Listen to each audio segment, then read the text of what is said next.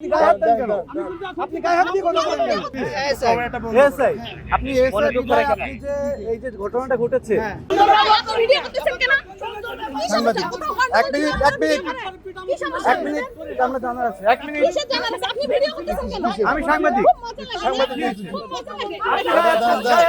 আপনি গায়ে হাত দেন কেন?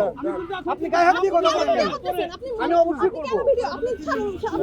একটা সমস্যা হয়েছে আপনি বলতেছেন যে আপনি আমার গায়ে হাত দিলেন কেন? আইল্যান্ডের সাথে লাগাইছে বন্দি পক্ষেরই হয়েছে। তাকে বলা হয়েছে আপনার এই সে তার ভুলটা স্বীকার করে না। আপনি অনেক আগে থেকেই ডাইনেটাই পারবেন, এটা হচ্ছে নিয়ম, প্রথম নিয়ম। আর আপনি যেহেতু সোজা যাবেন, আপনি প্লেন ব্যবহার করবেন তৃতীয় লেন।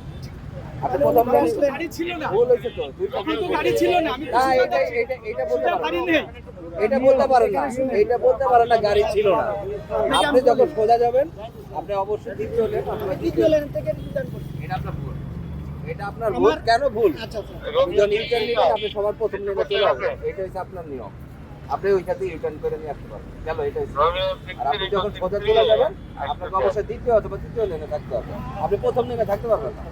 আপনার ভুল হয়েছে, এখন এখানে দুই পক্ষের ভুল হয়েছে।